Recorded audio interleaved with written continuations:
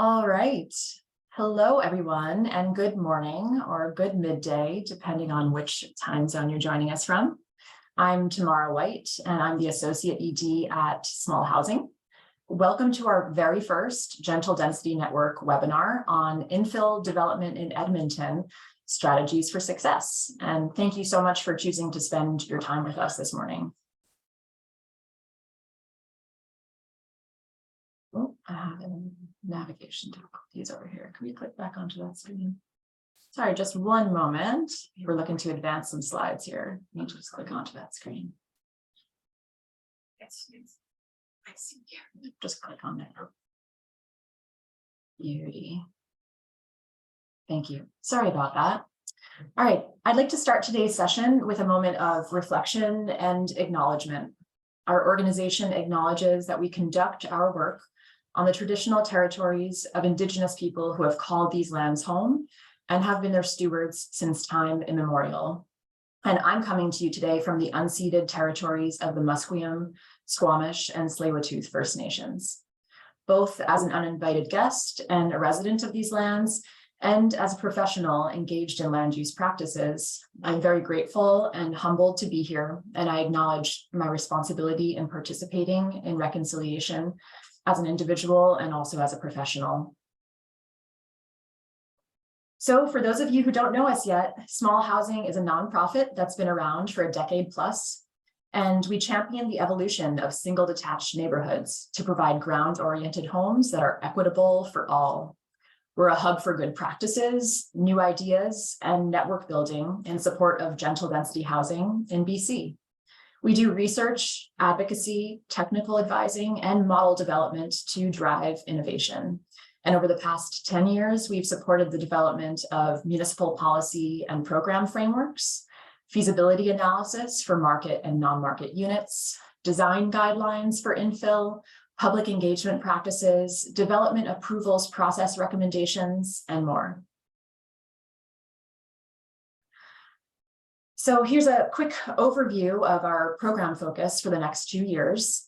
We're supporting local governments through this gentle density network as a community of practice. We're also developing a web tool one-stop shop that's compiling existing resources and also adding some new ones. And we're participating in partnerships with a select few municipalities to drive innovation. We're facilitating interjurisdictional dialogue, hosting an annual summit, and also convening expert tables to tackle sticky, challenging topics that are experienced across jurisdictions, like affordability, infrastructure, offsite construction, and climate and energy, which really warrant a concerted focus and clear guidance for approaching these challenges together. We're strengthening industry engagement by developing sample home designs, and we're also working to support the upskilling of single detached builders who can move into the gentle density space. And finally, we're bolstering public support with communications research and materials development. And with that, I'd like to introduce Rory Stever, Gentle Density Housing Planner here at Small Housing. Thanks, Tamara. So over the last year, we've done a round of multi-sector consultation with actors working in the gentle density space. We've done a survey with municipal planners and hosted a local leader summit in November. At each of these points, we've collected valuable insights on what's needed to enable more gentle density across BC. And the Gentle Density Network aims to build off of those learnings. So the Gentle Density Network aims to learn from a variety of resource and experts. We'll be pulling in research and practitioners from a wide variety of jurisdictions. We'll be identifying information gaps and common needs in the sector. And then Small Housing will aim to look to fill those gaps. And we'll also advocate for additional supports and resources to fill them. We'll be discussing new opportunities in the Gentle Density Network and new initiatives. We'll keep you up to date on new policies, funding programs, and other relevant initiatives. And most importantly, we're here to support you in your local efforts to creating a network of practitioners who are advancing this important work. Please note that we'll be hosting a variety of session types and formats going forward, some of which will be tailored specifically to local government planners, while others will be open to all. We'll expressly indicate the intended audience for future sessions so you know which one to sign up for. So in today's session, we'll be going over infill development in Edmonton, and I'll get to that a little bit more in a minute. We'll hear from our two presenters, and then we'll open it up for about a 30-minute Q&A afterwards. Before introducing our speakers, I'd like to quickly introduce our team supporting today's webinar. We have Aina Adazinski, who is providing technical support from Small Housing BC. We're also joined by Chi Ho from WCS Engagement and Planning, who will be assisting in facilitation, and Kim Slater from WCS Engagement and Planning, who will also be assisting in facilitation. Just a couple quick housekeeping notes. So the chat is disabled for this webinar, but just to the right of it, you'll see a Q&A function. Please use the Q&A function. Using Zoom, you should be able to upvote questions that you like, and we'll leave questions to speakers at the end. We really encourage you to ask questions to both presenters and to facilitate group learning. After the webinar, you'll receive a brief feedback email just to help us for the gentle density network sessions going forward. You'll also receive a copy of the slides and recording, so stay tuned for those. Lastly, if you're experiencing technical difficulties, you should be able in the chat to message Small Housing BC, and they'll be able to clear anything up for you. Now we're just going to launch a quick poll to get some more information about participants, where folks are coming to us from, and current gentle density initiatives in their communities.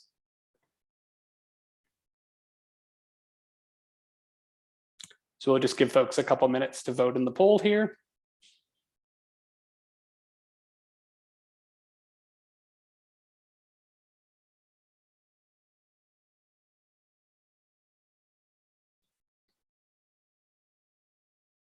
It's pretty even out. Lots of communities, 10 to 50,000.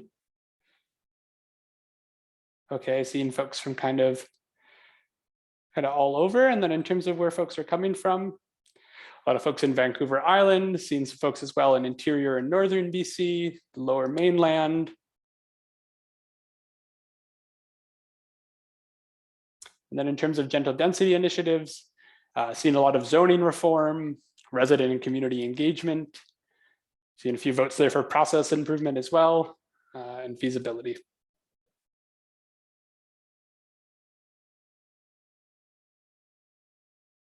All right, that's terrific. Thanks, everyone. So lastly, just a little bit more context before we dive right in. Why did we pick Edmonton? As I mentioned, in November 22, we hosted a local leaders summit. One of the things that we heard from the professional planning community was the importance of local examples, how folks felt that they could learn from different jurisdictions that were implementing gentle density. And we've been watching Edmonton for quite a while, and they're really in the process of doing some innovative changes. Edmonton has progressive policies and an engaged business community. They have resident buy-in and residents who want the opportunity to develop their own properties. So it's really this great kind of perfect storm to talk about gentle density initiatives. And with that, I'll introduce our first speaker. So I am proud to introduce Nicholas Rheubottom. Nicholas is the executive director of the Infill Development in Edmonton Association, or IDEA, a nonprofit organization that provides education and resources on infill development to the community, industry, utility providers, and municipalities. Having worked in the industry for the past 5 years, Nicholas knows firsthand the importance of infill as a solution for the economic and environmental challenges that cities face in terms of affordable housing and sustainable infrastructure. He's excited to advocate on behalf of IDEA's members for municipal legislation and educational resources that support and encourage infill development. Welcome, Nicholas. Over to you. Thank you so much. I'll just get my presentation set up here and we can go ahead.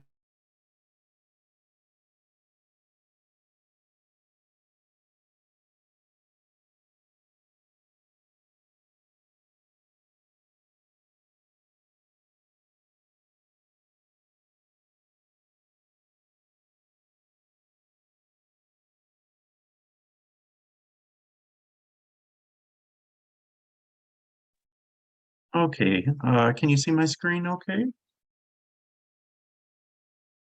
Yeah, we can see you just fine. Perfect. Okay, great. Well, thank you very much for the welcome today. I'm so excited to be here to be able to speak about Infill.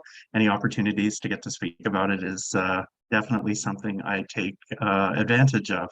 As Rory had said, my background is I have about 5 years worth of development background here in Edmonton. I'm originally from Saskatchewan, so I've got some diverse perspectives that way. Before working for a developer, I also lived in the UK.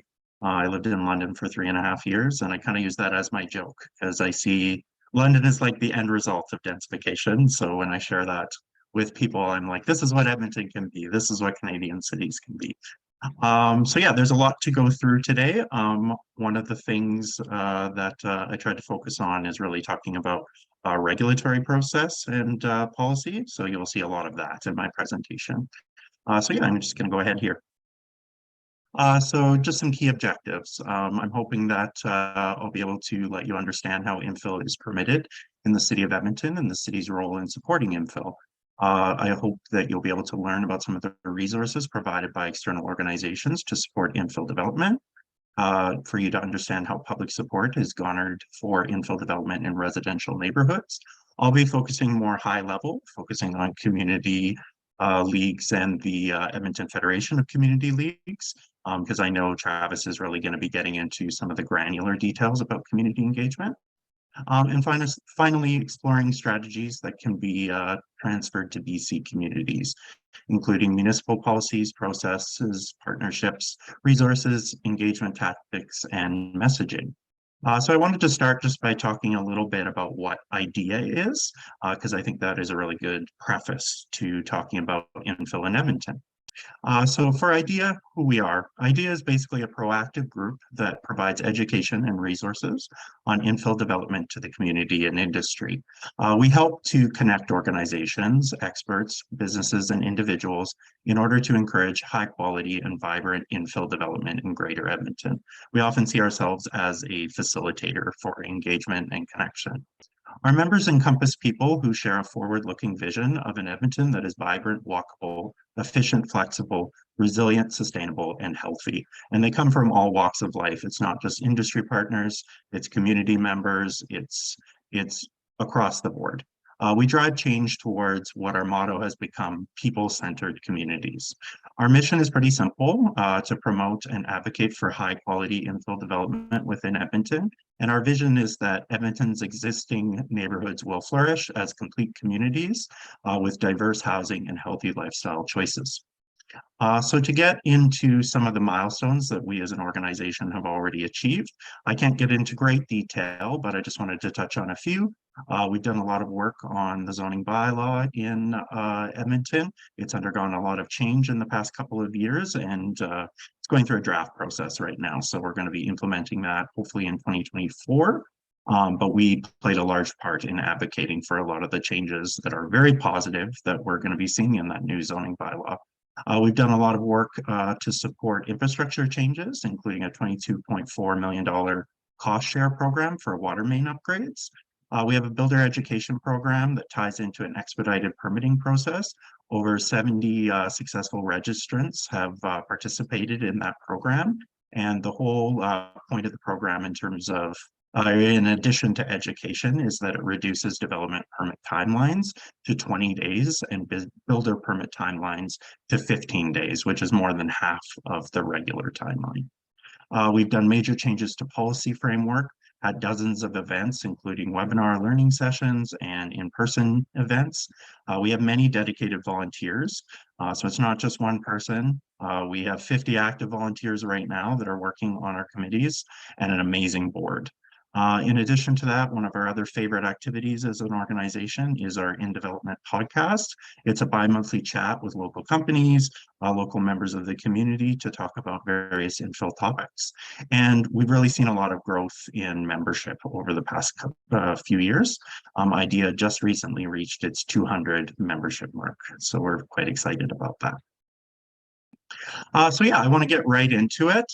As I said, the majority of my presentation is really going to focus on regulatory process, and then I'll get in a little bit to discussing community and synergy amongst various stakeholders tied to infill. So where does it all start? It really starts with the Edmonton City Plan. So the Edmonton City Plan, this is a statutory document. It's the city's vision for Edmonton. It was passed in December 7th, 2020. It combines a municipal development plan and a transportation master plan and includes strategic direction in environmental planning, social planning, and economic development. The city plan is where we sort of see the city's commitment to infill development. And a lot of the time when it comes to looking at various initiatives or policies that the city is putting forth, we're able to look at how it aligns with city plan. And if there's a barrier or if there's a concern, we're able to often show how that particular initiative might not align with city plan. And that's kind of like our open door to being able to discuss things, because everything has to feed out of this plan. The ways in which the Edmonton City Plan ties to infill specifically is through some of its targets. So 2 targets to be included are that it actually states that 50% of new units are to be added through infill citywide. So that's actually stated in the plan. In addition to that, 600,000 additional residents will be welcomed into redeveloping areas. There's also specific strategic measures that are articulated in the city plan that are connected specifically to the city plan itself and infill. Infill growth in nodes and corridors relevant to the growth management framework, infill growth in districts, housing growth distribution in developing, redeveloping, and future growth areas, district population growth, developing, redeveloping, and future growth with population change, and capital infrastructure investments dictated by district. From the city plan comes further regulatory guidance. In addition to the city plan, we have the district planning. This is a new kind of regulatory document that is in some ways replacing the area restructuring plans that we already have in place.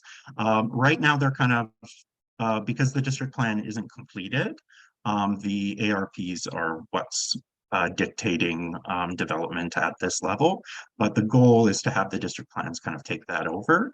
But we're still working with that because while we've had a number of our ARPs repealed, there are certain ARPs that are still in place that kind of work against what the district plans are trying to do. But basically the sense of the district plan is that it's a multi-year project to build the city plan's community of communities. We see this as small towns in our big city where people can meet many of their daily needs within 15 minutes from where they live. So many of you might have heard like the term 15-minute communities or 15-minute cities.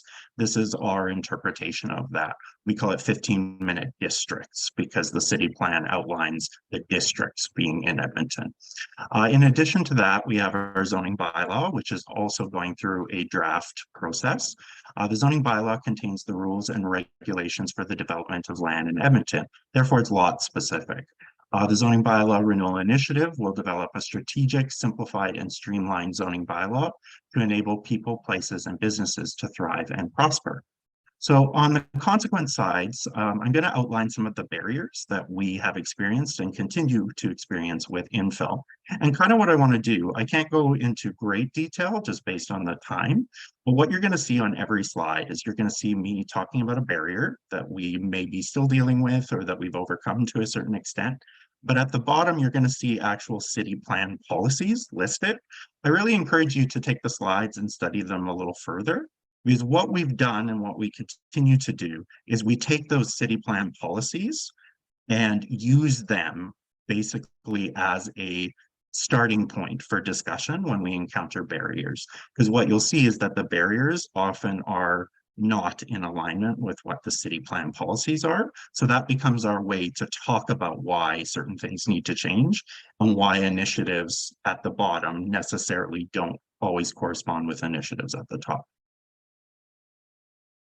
So one of the barriers that we continue to work with is the suburban legacy. So low density zoning has created suburban sprawl in a number of different Canadian cities, and it has long been condemned for excluding BIPOC communities, immigrants, and low income people from residential districts. It has now come under attack for limiting the supply of affordable housing as well.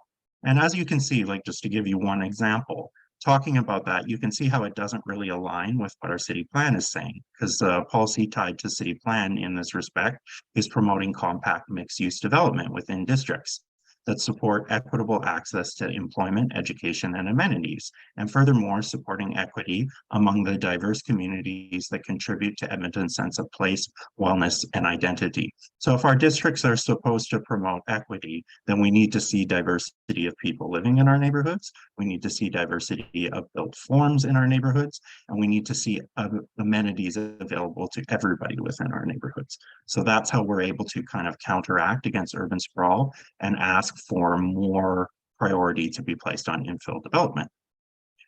Leading from that, just talking about low density in general, one of the things that we see coming from low density zoning policy is that we end up with one form of housing. Many of our mature neighborhoods in Edmonton have an average of 14 dwelling units per hectare, while new suburban communities have an average of 30 to 45 dwelling units per hectare. The low densities in mature neighborhoods, coupled with the protective zoning and inequitable cost processes, push costs up and reduce the number of Edmontonians using amenities and services in this area. So what does that mean in like non-technical terms? Basically, we have half or less than half of people in mature areas using infrastructure and amenities compared to suburban areas. This includes amenities such as parks, rec centers, libraries, and transit. And this is due specifically to current zoning and development processes. The silver lining is that a lot of us are very, very excited about the new zoning bylaw that's coming out because it really works against this particular point and hopefully will allow us to be able to create more equity in our communities. Another barrier that infill developers often experience is barriers of cost and timelines. So new infill houses tend to be smaller than their suburban counterparts, even though land and build costs are higher. So it makes it difficult to market to the public in some cases. We also have currently the mature neighborhood overlay, which is specific additional bylaws that apply to mature neighborhoods. And one of the ways that they really infringe upon cost is some of the design guidelines that are associated with the overlay. Thankfully, the overlay is being repealed when the new zoning bylaw is released. Additional costs that are just associated with infill development that suburban development doesn't have to deal with is things like asbestos removal and demolition. Timelines are also something that we work very hard to try to bring equity to in comparison to suburban development. In regards to a key metric for timelines, it takes 18 days for a suburban permit to be released on average, whereas for infill permits, it takes 56 days. That's non-expedited. With the builder education program that IDEA has partnered with the city on, we've been able to get that down to 20 days if you've done the education program. But we want the opportunity for that to be open to all of our infill developers. Another barrier is infrastructure. Currently, the majority of standards, processes, and funding programs are created for suburban communities, which create certainty of what you can build and for who when purchasing land. However, for infill, this is not the case. So we've done a lot of advocacy to try to create more transparency in terms of infrastructure requirements. That's a big part. Like we understand that there's certain things in terms of upgrades that are just required from doing infill development, but a lot of the times on our pro formas, they're coming up as unknown costs because we just don't know what they're going to cost. So we've been working with Epcor Power and Epcor Water to try and create more transparent costing. Furthermore, we do not have a mechanism to holistically and systematically deal with infrastructure upgrade needs across the city. So often, like what we're finding now, and we're slowly bringing about change, is that it's up to infill developers to pay to upgrade city infrastructure on an ad hoc piecemeal basis. Access to information is another barrier that we at IDEA try to advocate for. and our infill developers are trying to advocate for. Currently, the infill community has limited access to information that they need to make decisions. As rules and regulations change in the city of Edmonton, there's a funny glitch in the system. When a builder or developer or homeowner makes an application to build or rebuild something that they held to a standard on which the application is assigned, sorry, what I'm saying is they believe it to be one thing, but sometimes a change can happen during the application process and the approval process, and they're held to the standard at the end. So this comes to like an issue again with time. Rules and regulations can change between the time you submit your application and to when it is internally assigned to the city. If that happens to you, you may have to make changes to your application. Developers and builders do not have access to infrastructure capacity at the time of site assessment either. They have to rely on the City of Edmonton and EPCOR to provide an analysis that takes anywhere from 2 to 8 weeks for each type of service. So when you're looking at a site and you put your pro forma together, there are unknown costs, like I've said. Edmonton needs to continue to work to provide more information to the public regarding public infrastructure for developers to review before purchasing land. And one thing that we've been able to do that I think is really unique to Edmonton and is really helpful is we've got EPCOR Power and EPCOR Water talking to one another, which I think is just so important.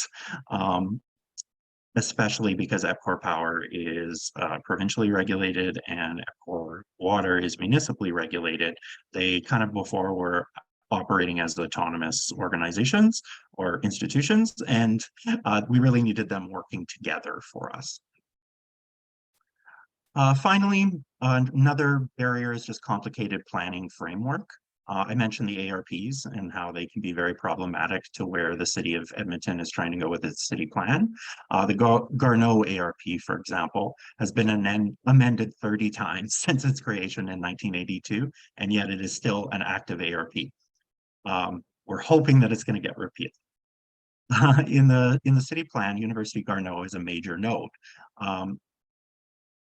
Minimum 250 people and or jobs per hectare. That's what we mean by that. Yet half of Garnered's ARP still calls for low density. So there's a clear mismatch in that the 40-year-old plan calls for low density and the 3-year-old city plan is calling for a vibrant community with a university, hospital, commercial, an LRT, and more people.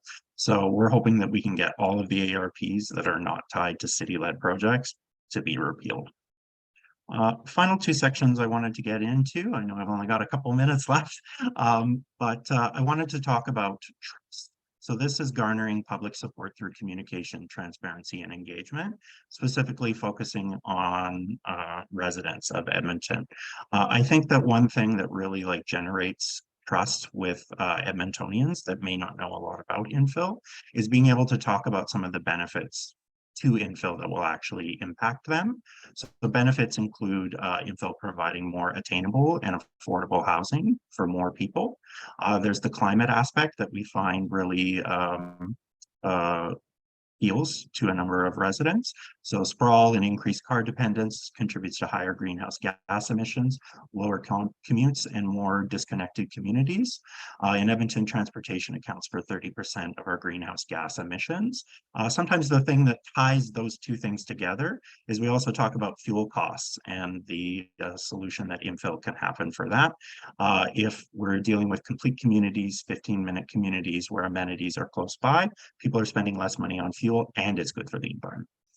Small business and economic development is something that we lean into a lot in Edmonton as well. 94.7% of businesses in Edmonton are small businesses as measured in 2021. The percentage of small businesses in Edmonton increased 0.30% year over year and has increased 0.53% in the last years. Small businesses are known to be bold, hardworking, and agile. They are at a disadvantage in how much of their operations they can contract out to consultants and external companies. There are an average of 300 infill companies in Edmonton, and each individual project employs a minimum of 20 people. I'm just gonna, because I know we have our time here and I want to stay on time for Travis. I just want to talk about just some key takeaways that you can get from the presentation I've given, and I think Travis will kind of touch on some of this stuff as well. Key takeaways that BC developers can bring from this, BC planners, anybody that's interested in infill. From a regulatory process perspective, identify how your city's regulatory policy supports or does not support infill, because that's what you need to focus on first. Identify systematic issues that create barriers to infill, and be present in the decisions that impact infill. So whether it be your urban policy committee, council meetings, whatever, you want to be able to present at them. From a community standpoint, engender trust. Educate yourselves and others about the benefits of infill. Be cognizant of the current shortcomings and opportunities to improve infill practices. We all can do better. Actively participate in community engagement, and view community leagues as allies, not enemies. They are organized groups and often are able to be a lot more informed and able to speak to some of the things that we're presenting more than some of the more general community engagement. So I have found that the community leagues themselves can actually be a real ally in getting things forward in terms of infill development. And finally, create synergy amongst industry partners to facilitate a greater capacity for change. That's really what created IDEA. IDEA was about a number of industry partners that saw barriers to infill, saw that the development landscape was changing, and they decided to coordinate their efforts to create a better outcome. Representation from multiple stakeholders is key, with consistent messaging that amplifies advocacy. Rather than working separately, come together and have a unified message. Basically, infill is a community. Thank you so much. And I've just included some of my contact information here. If you would like to receive it, I'm sure it'll get passed on in the email as well. And yeah, I'll pass it on to Rory. Thanks, Nicholas. Yeah, really appreciate your presentation there. Really, insightful, and I think there's lots to learn there. Just want to put a brief reminder before I introduce our next speaker that we do have a Q&A function, and we do encourage you to post questions into the Q&A, and you can upvote the ones that you like, and we'll be doing a Q&A after we hear from our second speaker. It's now my pleasure to introduce Travis Fong. So Travis is an economist and a political organizer. He's worked on multiple development projects, including affordable seniors housing and renewable energy. Travis's passion for economics has led him to study the efficiency and growth of cities. Originally from Halifax, Travis moved to Edmonton after graduating from Dalhousie University with a BA honors in sustainability and political science with a minor in economics. Travis has an MA in economics from the University of Waterloo. Prior to co-founding YEGarden Suites, Travis worked with the City of Edmonton to implement public initiatives related to sustainable behavior change. He's the CFO of Municipalication, Inc., and is actively involved in Edmonton's infill community. Travis, welcome, and I'll turn it over to you. Okay, perfect. Well, thanks for the introduction, Rory. And yeah, I'm going to get started here talking about YEGarden Suites. And first thing I'll say is YEGarden Suites is Edmonton's only independent, nonprofit garden suite organization dedicated to serving homeowners who are interested in building a suite. And I know that is extremely niche. Of course, at the time when we were founded, IDEA was getting started, really starting to make moves in Edmonton. That was about back in 2016. And some of the things that we do is really focus on the segment of homeowners or property owners who were interested in building garden suites. And when we first got involved, it was a very restrictive regulatory environment. Only a handful of lots could really do it, the ones at the ends of blocks. And you did have to get through basically a gauntlet of regulatory barriers, including getting the permission of all your neighbors within like 3 or 4 houses in every direction, which was very restrictive at the time. And really where we centered ourselves was how can garden suites be part of a larger conversation around building more sustainable and healthy communities?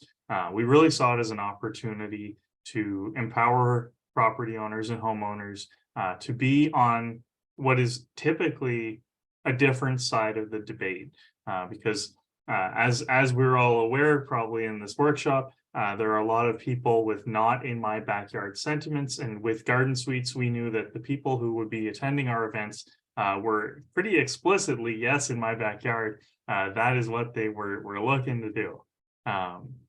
So just a little bit about how we were founded. This is myself and my co-founder, Ashley Salvador.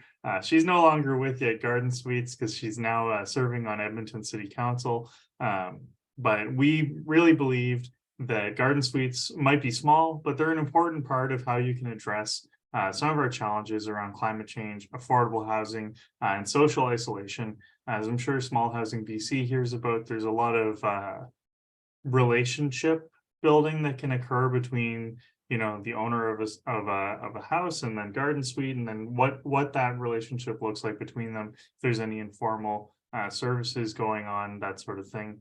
And the sociability of those spaces. So really proud to work with homeowners who are considering building in their backyards. You know, it does take some serious guts to sign up for a development project in your backyard. So we really enjoy sort of that exciting aspect of the work. So for the first few years of our work, really it started out as a research project for Ashley's honors. And then as she gained information and surveyed literally every garden suite owner in the city, there was sort of a realization that people without really strong motivating reasons to build, they'd run into the barriers and give up.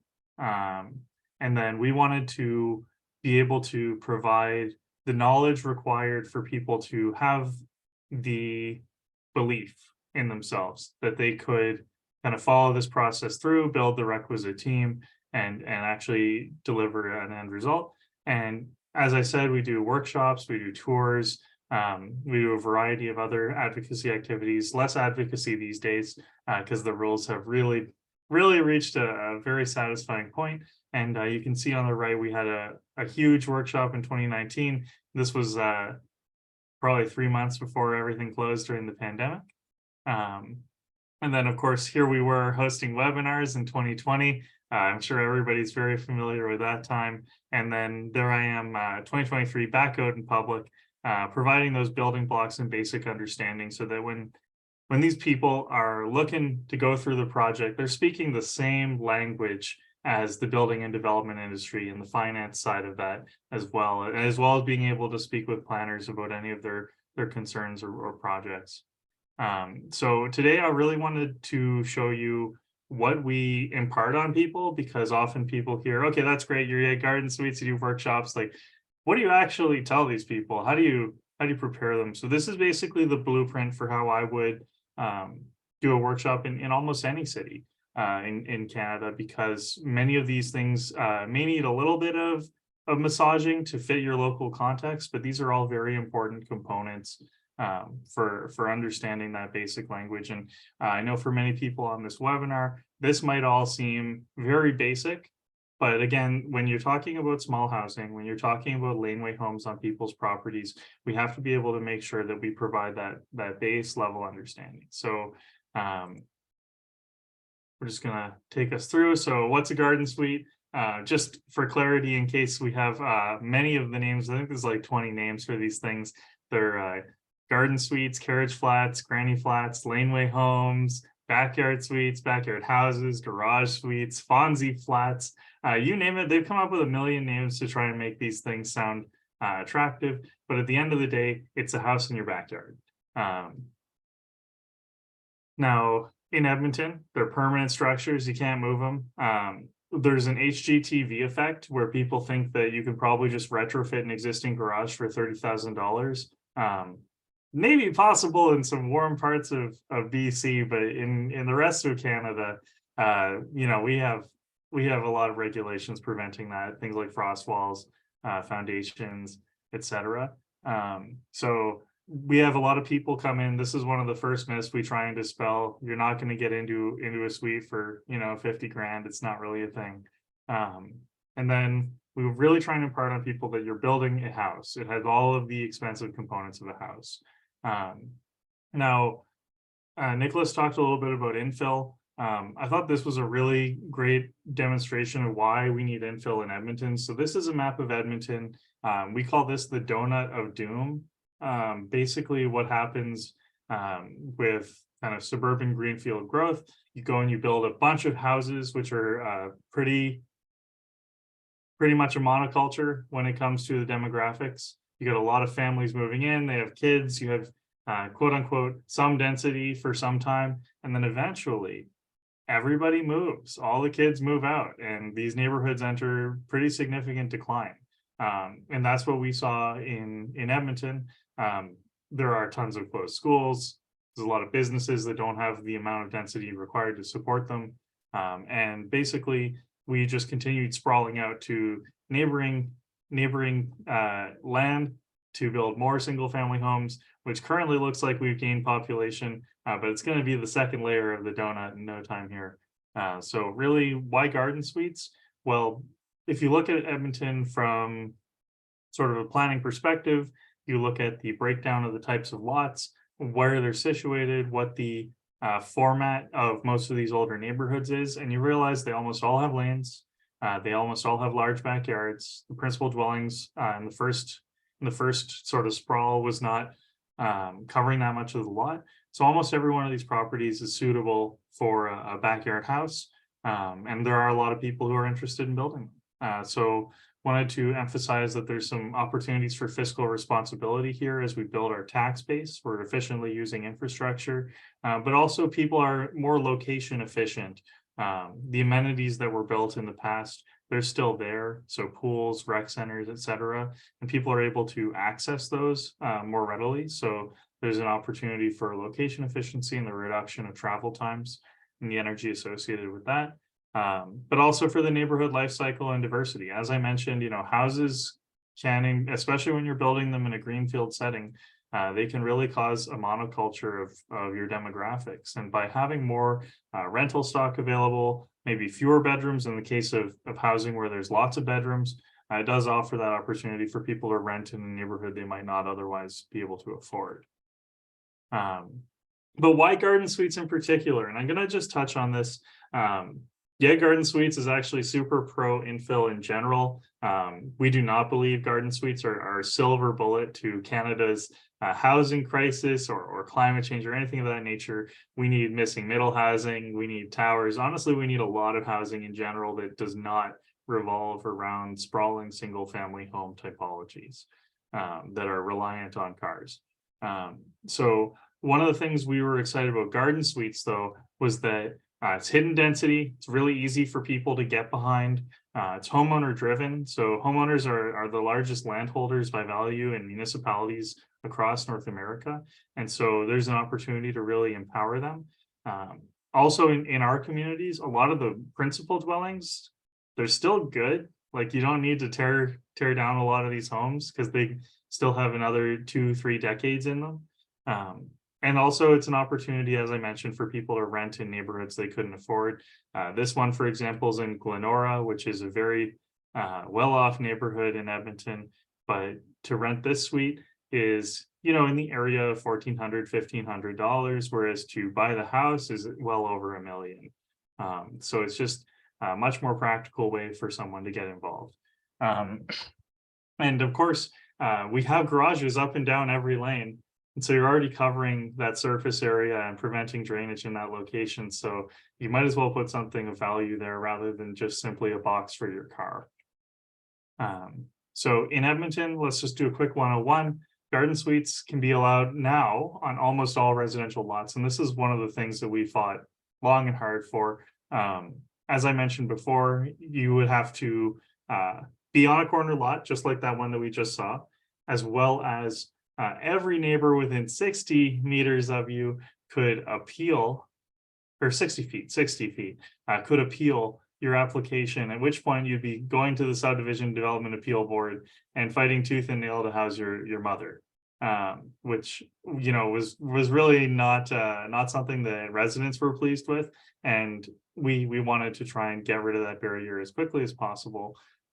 They can also be 1 or 2 stories, and they can be up to 1,400 square feet. So it used to be they could be a maximum of 640 square feet, but you could have a quite sizable garage we fought and said, well, hey, why is it that cars are so much better than people? And this, I guess, would speak to Nicholas's point around people-centered communities.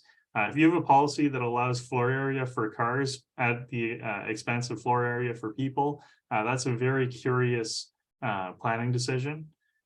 In this area, they rent for between $900 and $1,900. And they're used for all kinds of reasons, rental income I mentioned, but of course, multi-generational living, bringing family together. We saw a lot of that before the pandemic, and then it really exploded during the pandemic as people realized they wanted their family close. Also, people discover they're living in a neighborhood, perhaps in an old house that had 3-4 bedrooms. Their kids have all moved out, but they really don't want to leave their property, so they'll downsize into the garden suite and rent the house. Airbnb, and also some families use it as flex space. So here's just some of those. Now here's kind of the growth in Edmonton. We were founded in about 2016. And as you can see, there's been growth. It's adding to Edmonton's infill figures, and it continues to grow today. But it is a tough thing for families to do. And if you recall the donut of doom, actually we're really trending in the right direction here. These suites are being built in those areas. So at this point, I would hand the presentation over to the City of Edmonton, who will go through the rules and regulations and talk about why they're interested in it.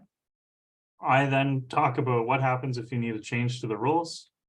I then provide a very basic understanding of how citing a property works, what it means to look at your real property report, understanding how you're going to fit within the regulations and coverage and things of that nature, setbacks.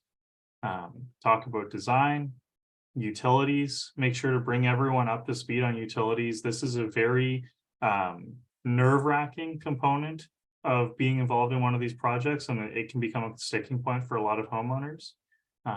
Then we bring in some builders and designers to showcase their work and talk about their experience. There's some realtors in town who have invested in garden suites, who we let talk about their experience and why people might be looking to buy or sell. Make sure to bring them in on how financing works, who you go to, what kind of people you need to go to. We bring in an investor and chartered professional accountant to talk about the budgeting process to make sure that if you're planning to do this for rental, that you're actually going to turn a profit. And then that's basically what we go through at our workshops. And what I will say is that there's a zoning bylaw renewal that's taking place right now in Edmonton that's going to completely overhaul our regulatory landscape. More or less, our zoning bylaw has been in place since 1980, and it has just grown and grown and grown. There have been so many amendments to the zoning bylaw over those years. It has become incredibly cumbersome, and more or less, it is all rooted in the same single-family, auto-dependent world that existed in 1980. Except in Alberta in 1980, for that matter, except we have been making these changes periodically over the last 10 years. But this is a great opportunity to really rewrite the rule book.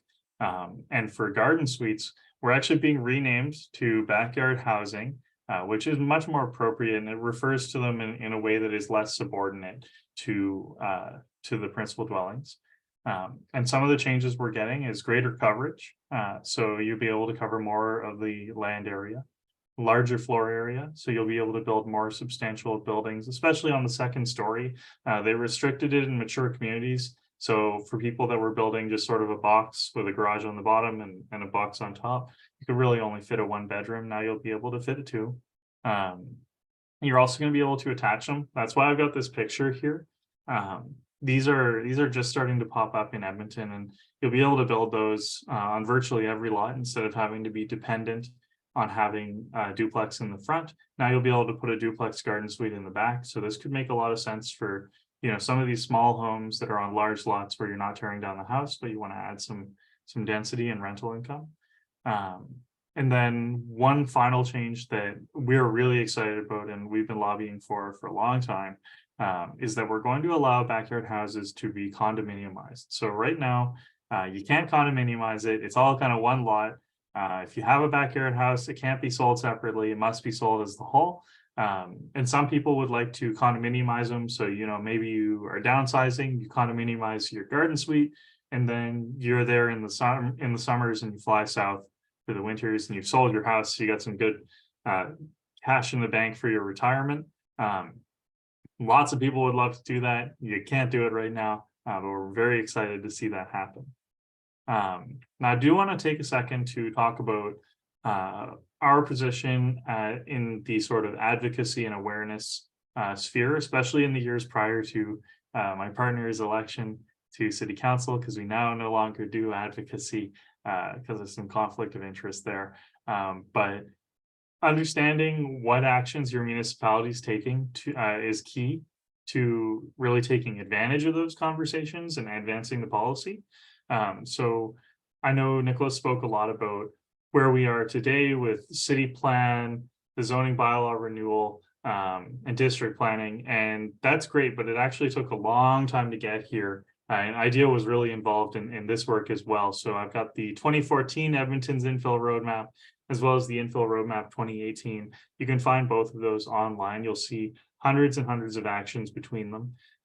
We made sure, just like he was talking about, to always highlight the actions that planning had said we would take whenever we were trying to get a change, especially if it was at a committee meeting, because basically there's sort of this notorious conflict between planners and the elected government, where planners will produce these great roadmaps, these great plans, lots of good actions in them, and if they were realized, it would be great. But then when it comes to, you know, actually getting them through council, you do have to still argue in favor of them and provide real support. So one of the areas where I think YEGarden Suites really excelled was in empowering homeowners who were YIMBYs, right, to show up, be part of the conversation, talk about why it mattered to them in a really concrete way. And the way that we did that was through basically client relationship management. So we had developed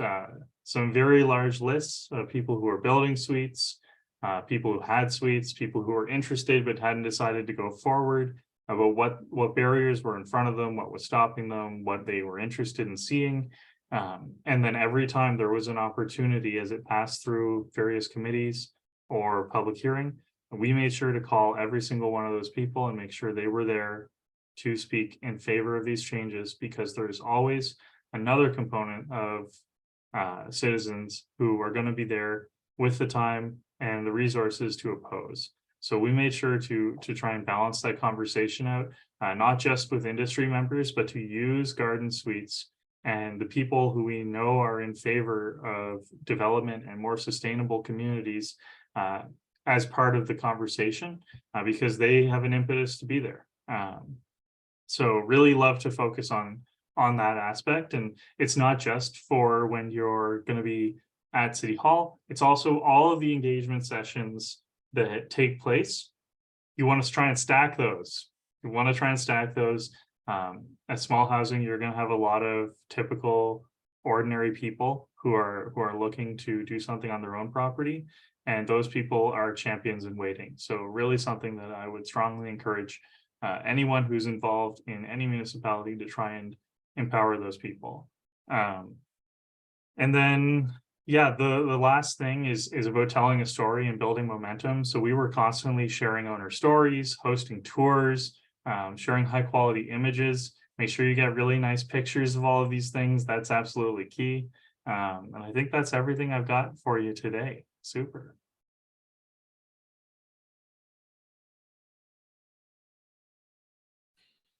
Great, thank you so much, Travis, for such a wonderful presentation. It was really neat to hear about YEGarden Suites. So we're gonna kind of move right into the Q&A here and get started. And before we do, just a quick reminder to folks that the Q&A function located just to the left of the chat function is where you can post questions into. We also really encourage you to upvote questions, and to ask for the benefit of your own and also everyone else's learning. So we'll go ahead and get started here, and I'm just going to read the question that I think has the most upvotes, and we're going to kind of go back and forth. And Travis and Nicholas, I'll throw this out to both of you because I think it's relevant to both of you, and I think it's a really interesting question. So John writes, the City of Edmonton has implemented parking maximums in its downtown and along a transit corridor. Could you provide a bit of an overview of Edmonton's parking strategy for infill development? Has there been resistance from citizens or even from staff in, say, transportation and engineering? And if so, how did you address this? Yeah, I can jump on this. So for until 2020, the City of Edmonton, like most jurisdictions in North America, had parking minimums basically everywhere, except we did have parking maximums, as was mentioned, in the downtown. But through a review of how high parking utilization was, so the City of Edmonton did a large scale study of parking utilization in suburbs, in downtown, in the core. They found that it was well below optimal, so about 50% at peak hours rather than somewhere in the area of about 90. And they started looking at what our parking regulations actually took. So there was like, if you had a curling rink, you needed 3 or 2 parking spaces per sheet of ice. And it was way oversupplying parking unilaterally across the board. And that comes at tremendous expense. There was a large conversation that took place for about a year and a half. It came to committee, it was sent back. Of course, there was the typical hand-wringing that if you eliminated parking minimums, that overnight all of the parking would evaporate. But that is not really the conversation that was generally being had by the councillors, people like IDEA, as well as business. That's another thing. This is an area where we had alignment between community, industry, and council. Even community leagues and EFCL, I think Nicholas mentioned how they can be supportive. They were also behind the elimination of it. So there was a lot of public talk about how bad it could be, but in terms of the professional expertise in the room pushing on it, I would say that really structured the conversation. Nicholas, do you want to jump in at all? Yeah, just maybe to add to it, everything Travis kind of said about the parking minimums rings true for me as well, and I don't really have a lot to say about that. A couple things, I guess I would say the parking maximum downtown, that is still something that is in effect and is part of the zoning bylaw. We've never really had anybody, at least from IDEA's perspective, or members haven't brought it up or had a lot of engagement about there being concern over the parking maximum downtown. So I haven't experienced that in any way. In terms of the parking minimum, occasionally the question that we do get in context to infill development is if you build something that has higher density, like a low-rise apartment building or a mid-rise apartment building, will it result in my street, like the neighbor's perspective, will it result in my street being full of parking? These people think that residents will then park on the street. And we find that in general, that isn't a concern, that there is enough parking available. There's more of an oversupply in what people think is required for parking in an area based on what, or in comparison to what parking is actually used. The other thing that we often communicate to people that have this concern is the more density that you introduce to a neighborhood, the more infrastructure improves. So things like transit, for example, will always get better if you have more density in that area. And the result of that is less people drive. So there's less people parking. Like I live in Strathcona in Edmonton, and it's fairly densely populated. It's right near White Avenue. So transit is fantastic there. And we also have bike lanes that run through most of the residential streets. So what we find is there's actually less people that drive. There's more people that, like statistically, I don't know what it is, but there's a lot of people that take multimodal transportation other than driving a car. So yeah, it hasn't really come up as a concern from a maximum parking perspective. One aspect I will bring up as well with the conversation that was had. A lot of the language was around choice and allowing businesses to make choices that made sense for their business. You know, we even talked about how there might be no parking minimum, but banks typically expect to see some parking on sites. And so why not allow the market to try and supply that more Yeah. efficiently than kind of arbitrarily deciding how many spaces were going to be needed. And then to Nicholas's point around sort of the curbside, we are now following up with subsequent work around the curbside management strategy. And, you know, there's a lot of thought that is going into, well, do we have 2 hour here? Is it maybe paid street parking? How much do people really own the street? Could it be better used for a bus lane? There's a lot of questions like that are, you know, part and parcel with densification and eliminating parking minimums. All right. Hi, everyone. My turn to get to pose the next question. And thanks for all the questions that are coming in. They're awesome. This next question is from Cassia, and I'm going to tie in 2 related questions from her. It's more specifics around the zoning, the zoning bylaw change. So the question is Edmonton allowing more than 1 secondary suite in duplex, triplexes, and fourplexes? And are you writing amenity requirements into the zoning? Are you permitting carriage houses and secondary suites in the same lot? A related question is whether it's a complete change in zoning, or is it just amendments to zoning? So is it a zone?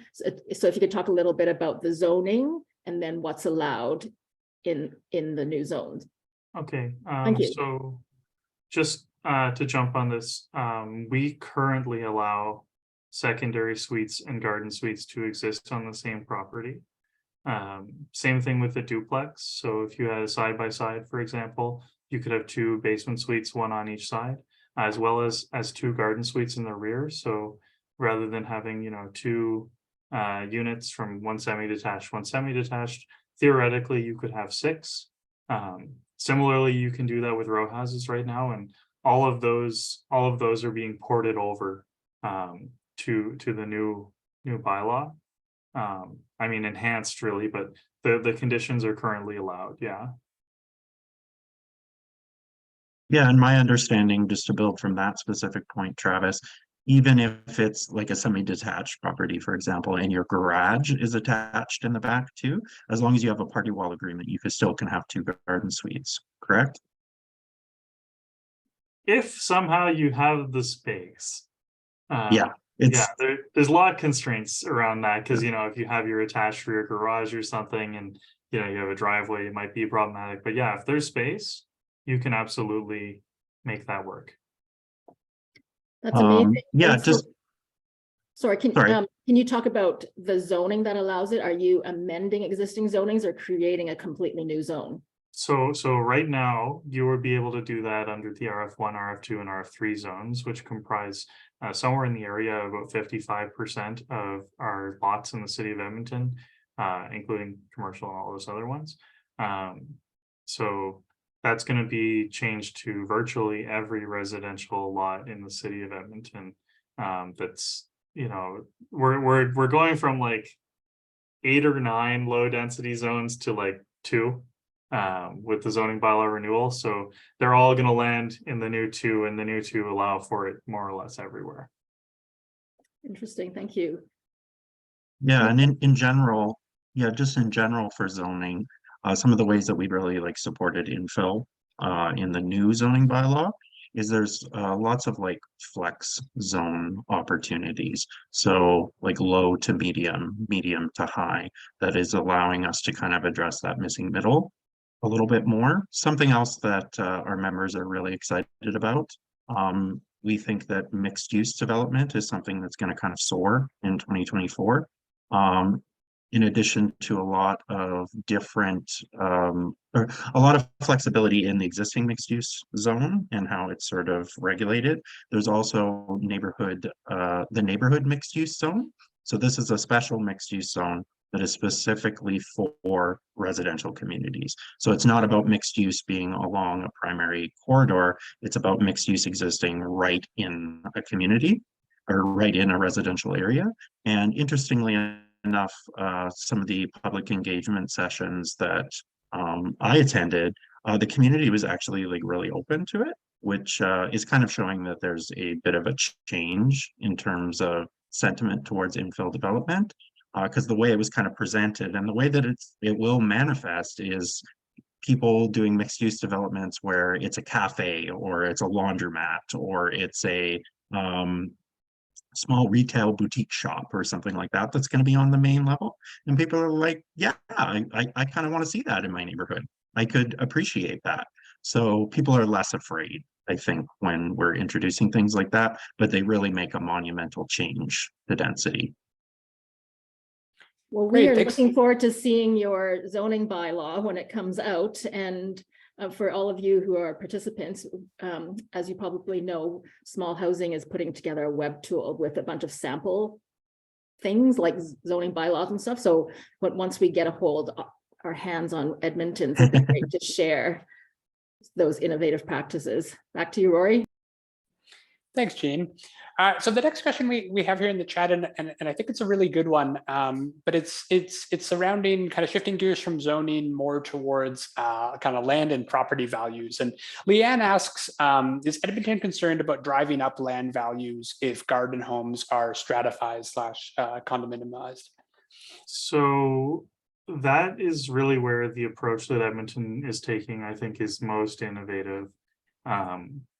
What we have right now, and Nicholas referenced this in his presentation, is a system where if you want to do anything besides sort of the lowest level of anything, you have to go to City Hall and get a rezoning.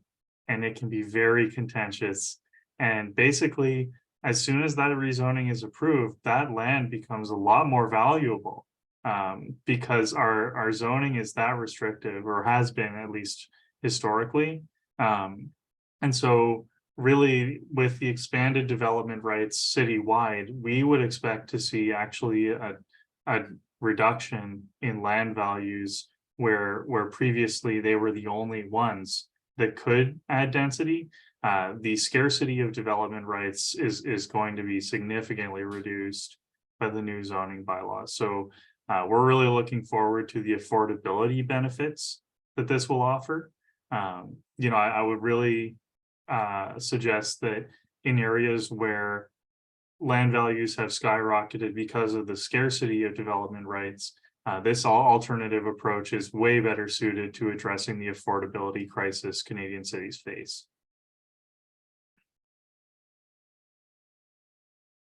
Nicholas, did you have anything you wanted to add? Sorry, you're muted. Yeah, I see that.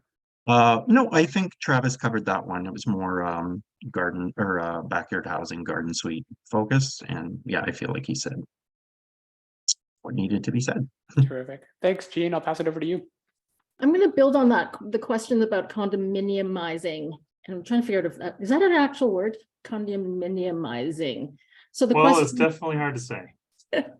The question is, how does condominiumizing the units, the homes, change the rental stock? And also, is the city looking at subdivision instead of, or as well as condominiumizing? So the reason we are not looking at subdivision is basically that a lot must have access to utilities in Edmonton. So most utilities run through our laneways. So if you were to subdivide off the back of a property, it would no longer have direct access to the utility servicing. And so condominiumizing is why that's been selected.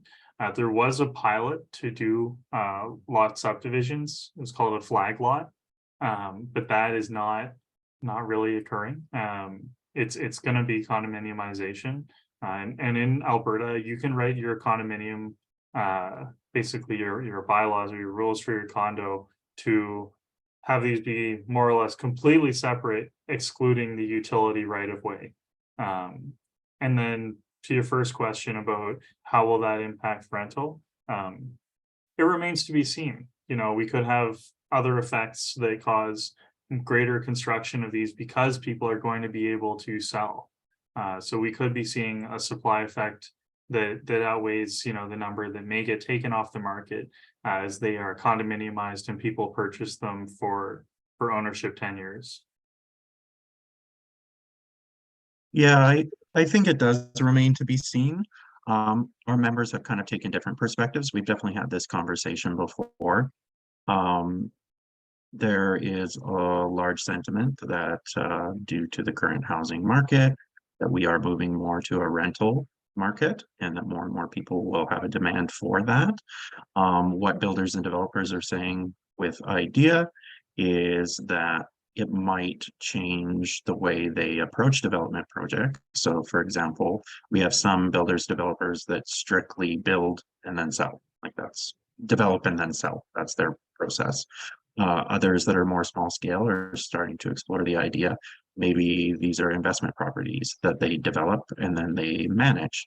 So the idea that you might get a lot, you might subdivide it, have a duplex, have garden suite in the back if you could do it, and have secondary suites and then just sort of manage the whole thing yourself. So working kind of off of that business model. So I think the market just sort of adjusts and the people working in it adjust for what works for their specific business model. That's great. Thank you, both of you. Back to you, Rory. Thanks. I'm going to shift gears again a little bit here and talk a little bit more about housing targets. So in BC, local governments have housing needs assessments that, you know, kind of determines you know, housing need, and those are done on a reoccurring basis. So John asks what I think is kind of a good question here, just around thought process for the City of Edmonton. So he asks if you know, the City of Edmonton is targeting 50% of all new housing units to be comprised of infill. How did they come about this target, and kind of what's the timeline around that? Yeah, I think I can speak to that. So when it was originally, like when City Plan was first undergoing engagement, IDEA was part of that. It's kind of before my time. I wasn't engaged with it myself. But from what I understand, early engagement when discussions were sort of just happening, it wasn't even necessarily that infill was being discussed like as something that was going to be highlighted. But then everybody sort of knew that based on the strategies, or based on what the city plan was trying to touch on in terms of growth, in terms of infrastructure development, that the only way this was going to be achieved was through densification. So the discussion for infill development and redevelopment became kind of something that came to the forefront. And from what I know, from what I understand, during Travis's presentation, I actually snuck off for 5 seconds and talked to Chelsea, our president, to see if she could give me a little bit of background on that question. And 50% as a target was in there pretty much at the onset. It was understood that that was something we would have to commit to if we wanted the plan to work as a whole. Yeah, so I can provide a little bit of background from before Nicholas's time. So at first the target, back with Evolving Infill and Evolving Infill 2, which were before the city plan was even like contemplated, the target was 25%, which we've now reached. And the target for 50% of housing units being infill, I think we're supposed to reach a 1.5 million residents or 1.75 million residents, maybe 2. I think it's the 2. Yeah, I think it's the 2. It scales up. It sort of scales up as the city's population is supposed to grow. Yeah, there's a secondary target. I think it's 35% that we're supposed to reach by the 1.5. Yeah, and we're not quite there yet, but we are increasing every year basically. So that is a good sign. Of course, it does mean that right now, roughly 75, 70-ish% of new development is not redevelopment or infill. So absolutely something that we are trying to deal with. If you want to learn more about how we landed on that particular figure, on the City of Edmonton website, there is a page called Making the City Plan. And there's actually about 13 pretty technical documents, including one that's something around the financial assessment, growth management, financial assessment, something along those lines. And in there, they really dig into the meat and potatoes of how we will save money through infill, how much infill we need, what sort of changes that'll make to our operating costs, our capital costs, that sort of thing. So that's how we landed on it. Great, thanks. And we'll we just included the link to that in the chat, so folks can feel free to check that out. Jean, I'll pass it over to you. Thanks. That's interesting. 50%. That's aggressive and not aggressive. So something for BC communities to think about. Okay, next question is about builder education. So I guess more targeted at Travis. Can you elaborate? This is from Kyle. Can you elaborate? And Nicholas, you'll jump in, I'm sure. Kyle asked, can you elaborate on what the builder education course consists of? And how does the course reduce infill application timelines? Tagging onto that a little bit, do builders have to go through the course, or do you provide one-on-one assistance as well to builders? Builders and homeowners. This is definitely more of a Nicholas question. Oh, sorry. Yeah. That's okay. The Builder Education Program is a initiative that is between IDEA specifically and the City of Edmonton. So it's a partnership between us. Basically, how the program works is the builder, developer, city planner, or not city planner, but planner, anybody can take the course. And the purpose of the course is to be educated on infill. They take 5 modules. After they take those modules, they are given an assessment.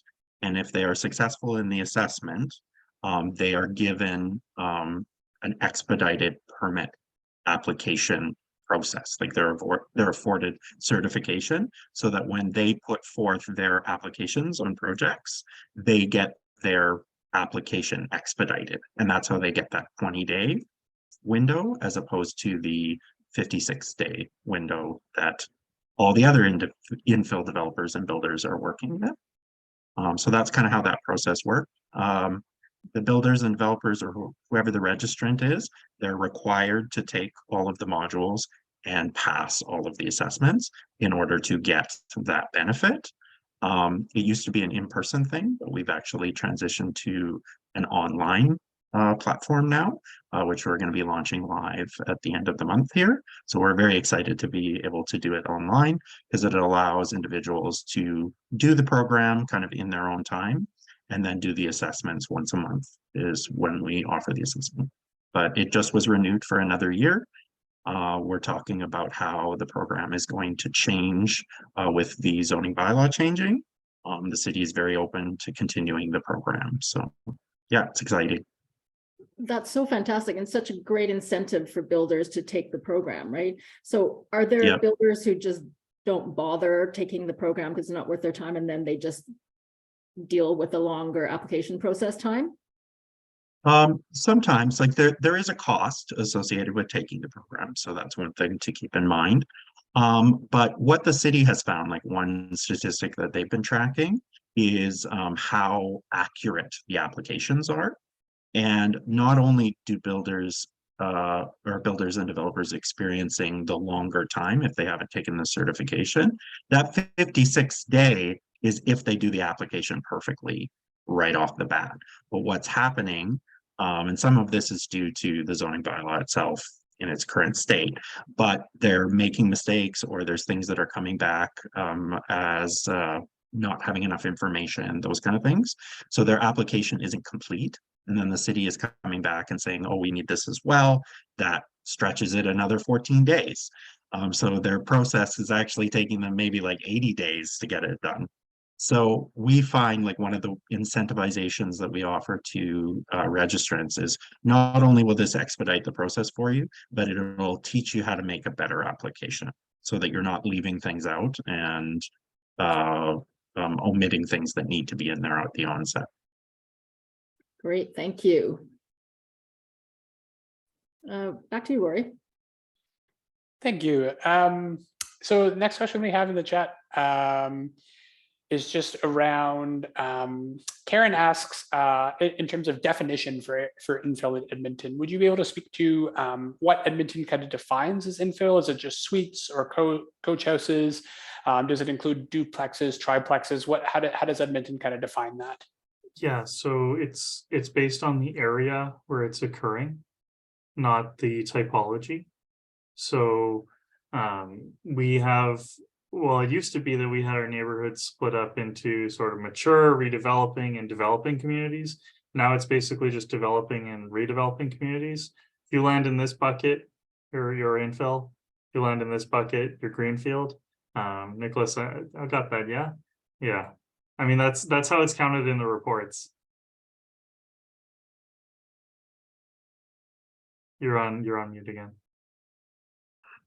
Sorry. Just to kind of build from it, exactly what Travis was saying. Sometimes the way that we also approach that question, because we get asked about what does infill mean to Edmonton, we sometimes touch on the things that get left out of infill.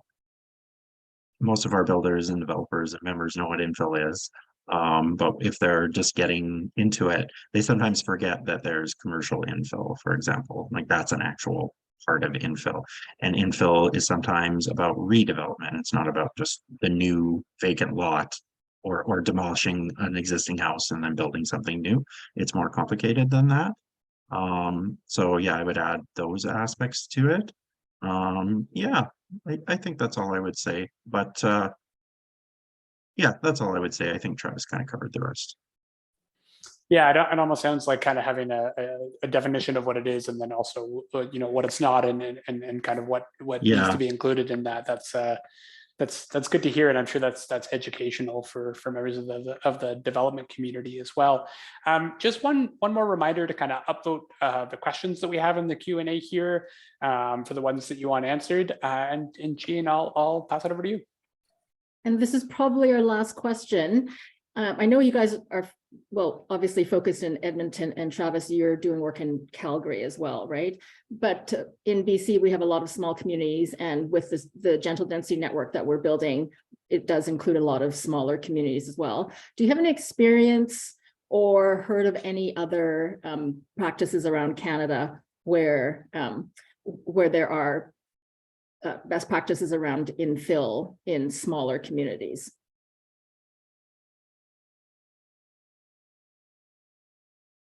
This is sort of out of my wheelhouse. Yeah, I'm just trying to think of what would apply specifically. Well, the only thing we haven't really talked about is modular housing, like as an option. If we're talking about best practices, though, like maybe I can touch on that. Best practices for infill development come from a place of education. Half of our organization's job is community engagement and engagement with other stakeholders. And the thing that comes up again and again is when infill builders don't do their projects right, when they don't take the notice to care about their sites, to do things right, or are kind of nonchalant about doing the development. It's not really something, like, as much as we would encourage like residents to want to explore infill, it's not something that's taken easily. You really need to inform yourself and the things that make infill development different from just development as a general practice. And what I would say there is be cognizant of the other people that are coming into the purview of your development projects. We talk about how the incentivization of the builder education program, for example, is that they can get their permit application expedited.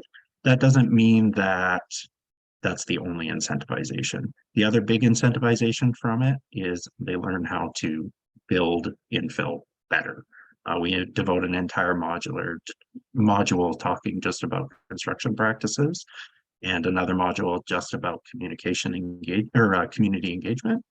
And that's a big part of Infill too. It's not about just the built forms themselves and how to navigate policy. It's about creating something that becomes part of the community. So I think no matter what the size of geographical area that you're working out of, that's something to be cognizant of. Thank you. Yeah, and I think we can talk about some of the same messages around the benefits for diversity and housing family members, et cetera. So those are really good points. Thank you. But it does remind me that maybe that could be a future gentle density network topic, is more focused on smaller and rural communities and best practices around that. So back to you, Rory. Don't know if we have time for another question or no. I think we're probably at time today in terms of questions. I think we got to almost all of them. And any ones that we didn't touch, feel free to connect with us, via email, and we can see if we can get some answers figured out for some of those. I wanted to start just kind of on behalf of Small Housing, thanking both Travis and Nicholas, for your wonderful, thoughtful presentations about your organization and what's going on in the ground in Edmonton. As I would have mentioned before, the Gentle Density Network is really meant to be this container, of kind of learning and practice for members of, the professional planning community and related professions. And I think that, hearing about your organizations, where they've been and where they're going, and how it's really influenced some of the changes and the innovation in Edmonton is invaluable learning for a lot of the participants, and I know it was for me as a facilitator as well. I guess I also just wanted to also thank our participants. Really happy that you were all able to join us for the kickoff of the Gentle Density Network. Really happy that we're continuing to learn together to take these steps to kind of grow gentle density across BC communities. I just wanted to flag our upcoming Gentle Density Network sessions before everyone takes off. So the first one is on March the 29th. Our next Gentle Density Network session will be on land development economics. So we'll be doing kind of a deep dive into land economics as it relates to gentle density for BC communities. Following that, it'll dovetail really nicely into our next session on April the 26th, where we'll either be tackling affordability as it relates to gentle density or tackling infrastructure. So stay tuned for both of those, mark those in your calendar. And if you signed up for the Gentle Density Network on our website or via email, you'll be able to get notifications about that. The last thing I wanted to flag is just a related event that Small Housing is putting on. So we're having a policy discussion on our kind of recommendations and best practices, and that'll be held on March the 8th. That's separate from the Gentle Density Network, but you're also able to find more information about that on our website. So once again, thank you to our speakers, to everyone for coming to participate today, and wishing you a wonderful rest of your day. Thank you. Thanks, everyone.